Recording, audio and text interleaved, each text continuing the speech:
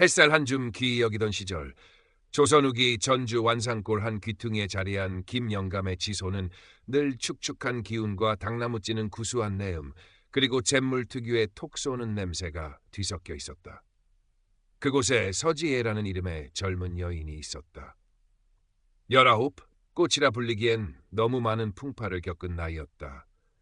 본래 대대로 질 좋은 한지를 만들어 온 장인의 딸이었으나 아버지가 급작스레 역병으로 돌아가시고 남은 빚더미는 어린 지혜의 어깨를 무겁게 짓눌렀다.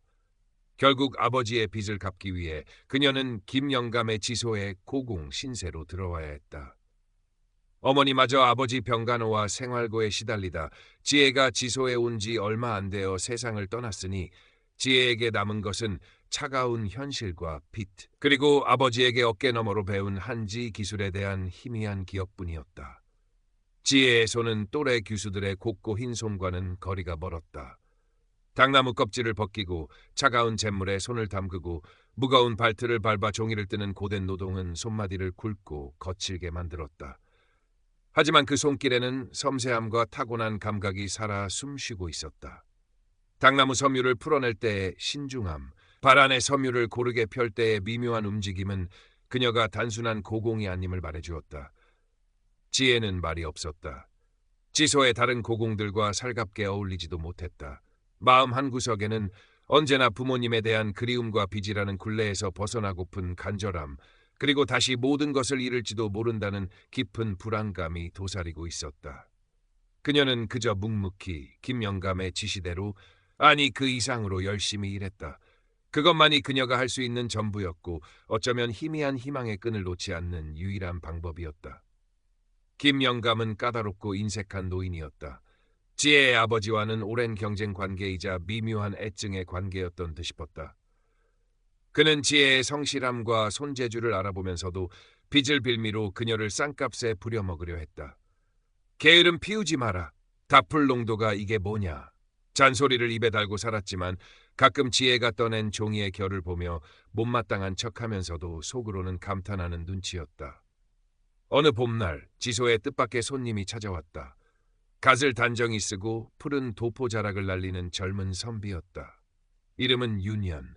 글씨와 그림에 능하고 특히 종이의 질을 까다롭게 따지는 것으로 알려진 인물이었다. 그는 김영감에게 최상급 서화용 한지를 주문하러 온 길이었다.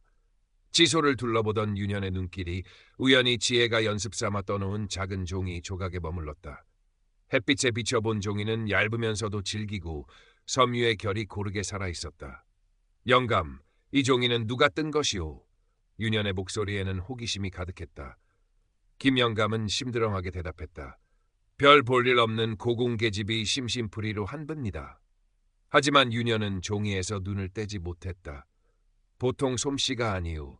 영감, 내가 주문할 종이는 이 아이에게 맡겨보는 것이 어떻소?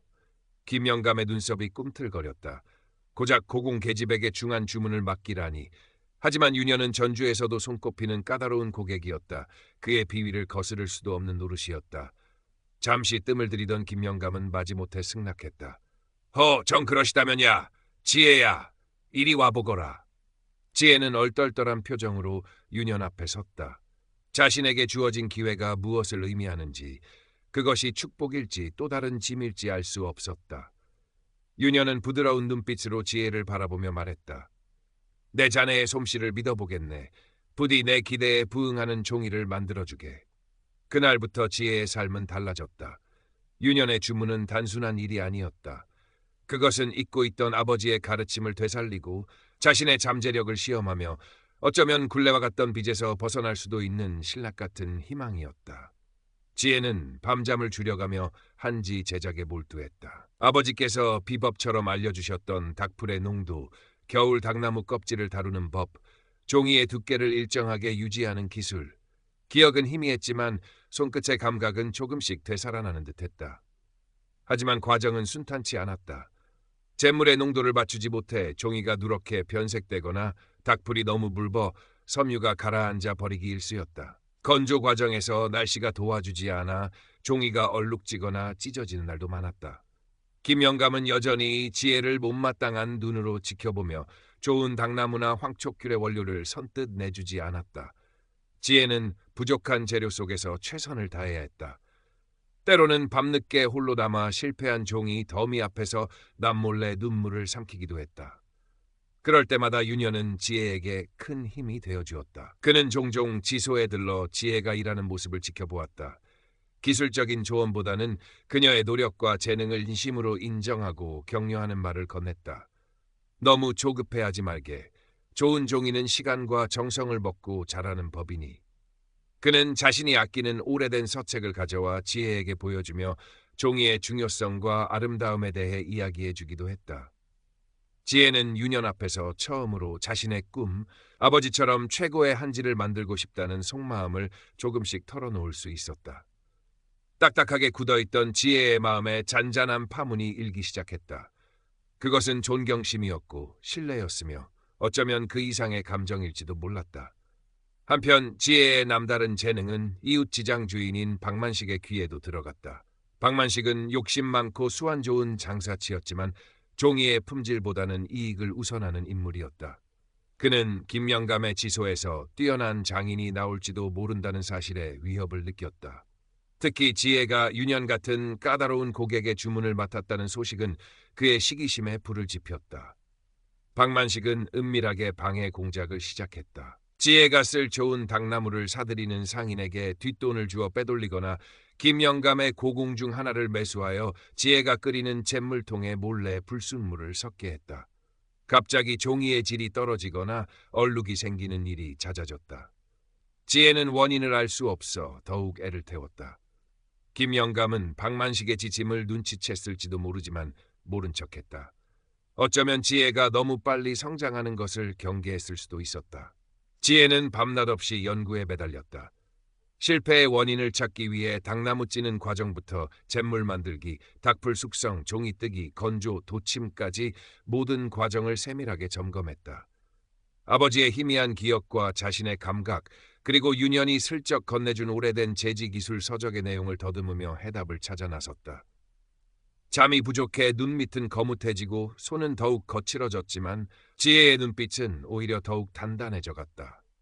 그러던 어느 날 지혜는 잿물 대신 바닷물을 이용하는 옛 방식을 떠올렸다. 위험 부담이 컸지만 성공한다면 종이의 보존성을 획기적으로 높일 수 있었다. 몰래 바닷물을 길어와 밤새 실험한 끝에 마침내 그녀는 은은한 광택이 돌면서도 질기고 부드러운 이전과는 차원이 다른 종이를 만들어내는 데 성공했다. 아버지의 비법을 넘어선 자신만의 길을 찾아낸 순간이었다. 납품 기한이 다가오고 있었다. 지혜는 새로 개발한 방식으로 유년이 주문한 종이를 만들기 시작했다. 밤샘 작업이 이어졌고 지소에는 지혜의 숨소리와 발틀 소리만이 가득했다.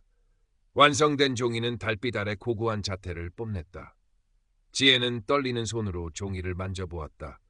매끄러우면서도 탄력 있는 감촉, 섬유 하나하나가 살아 숨쉬는 듯한 질감. 그녀의 얼굴에 오랜만에 옅은 미소가 번졌다. 하지만 박만식의 방해는 더욱 노골적이 되었다. 그는 납품을 코앞에 둔 어느 날 밤 사람을 시켜 지혜가 정성껏 말리고 있던 종이 더미에 몰래 먹물을 뿌리게 했다. 다음 날 아침 정성껏 만든 종이들이 검은 얼룩으로 뒤덮인 것을 발견한 지혜는 그 자리에 주저앉고 말았다. 하늘이 무너지는 듯한 절망감이 온몸을 덮쳤다. 모든 노력이 물거품이 된 순간이었다. 김영감은 먹물 테러를 당한 종이들을 보며 혀를 찼지만 적극적으로 나서려 하지 않았다. 액땜했다 치거라. 내 분수에 맞지 않는 욕심을 부리니 이런 일이 생기는 게지. 그의 말은 비수처럼 지혜의 가슴에 꽂혔다. 그때 소식을 듣고 달려온 유년이 절망에 빠진 지혜를 일으켜 세웠다. 그는 망가진 종이들을 찬찬히 살펴보더니 오히려 침착하게 말했다. 지혜 낭자, 아직 시간이 있네. 포기하기엔 이르오. 유년은 밤새 지혜 곁을 지키며 그녀가 다시 종이를 만들 수 있도록 도왔다. 그는 묵묵히 당나무를 삶는 아궁이에 불을 지폈고 무거운 돌을 날라 도침을 도왔다. 그의 흔들림 없는 눈빛과 따뜻한 격려는 지혜에게 다시 일어설 용기를 주었다.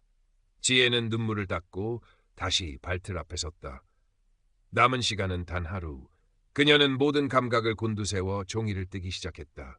절망 속에서 피어난 간절함은 그녀의 손끝에 초인적인 집중력을 불어넣었다. 밤을 꼬박 새워 만들어낸 종이는 비록 수량은 적었지만 이전보다 더욱 맑고 강인한 빛을 띠고 있었다. 마치 지혜 자신의 모습처럼. 납품 당일 윤여는 약속 장소에 김영감과 지혜 그리고 박만식까지 불러 모았다. 박만식은 뻔뻔한 얼굴로 나타나 지혜가 기한을 맞추지 못할 것이라며 비웃었다. 지혜는 떨리는 마음으로 밤새 만든 종이를 내놓았다. 그 순간 윤여는 품속에서 작은 종이 뭉치를 꺼내 펼쳐 보였다. 그것은 박만식이 먹물을 뿌렸던 종이 조각들이었다. 윤여는 밤사이 박만식의 하수인을 설득하여 증언을 확보했고 먹물이 묻은 종이 조각을 증거로 가져온 것이었다. 박영감, 이 추악한 짓이 그대의 소행임을 모를 줄 알았소? 윤연의 낮은 목소리가 장내에 울려 퍼졌다. 박만식의 얼굴은 하얗게 질렸다. 윤연은 이어 지혜가 밤새 만든 새로운 종이와 박만식이 평소 납품하던 종이를 나란히 놓고 그 품질의 차이를 설명했다. 맑고 균일한 결, 뛰어난 내구성과 은은한 광택을 지닌 지혜의 종이는 박만식의 거친 종이와는 비교할 수 없었다. 모여든 사람들 앞에서 박만식의 악행과 형편없는 실력은 만천하에 드러났다. 김영감조차 고개를 숙인 채 아무 말도 하지 못했다. 박만식은 평판을 잃고 전주 바닥에서 더 이상 장사를 할 수 없게 되었다. 지혜의 한지는 최고의 품질을 인정받았고 윤연뿐 아니라 다른 식견 높은 선비들과 화가들 사이에서도 입소문이 나기 시작했다.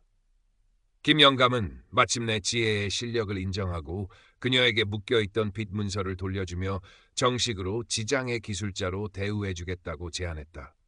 하지만 지혜는 다른 선택을 했다. 그녀는 김영감에게 정중히 감사를 표하고 그동안 모은 약간의 돈과 윤현의 도움을 받아 지소 근처에 작은 공방을 열기로 결심했다. 비록 규모는 작고 모든 것을 혼자 해야 했지만 온전히 자신의 힘으로 자신의 이름으로 종이를 만들 수 있다는 사실에 가슴 벅찬 기쁨을 느꼈다. 지혜의 작은 공방은 지혜지수소라 이름 붙여졌다. 윤현은 그녀의 첫 고객이자 든든한 후원자가 되어주었다. 그는 지혜가 만든 종이에 아름다운 시를 쓰고 그림을 그려 세상에 알렸고 지혜는 그의 예술 세계를 더욱 풍부하게 만드는 최고의 종이를 제공했다. 두 사람의 관계는 연인을 넘어 서로의 길을 존중하고 지지하는 깊은 신뢰의 동반자 관계로 발전했다. 지혜는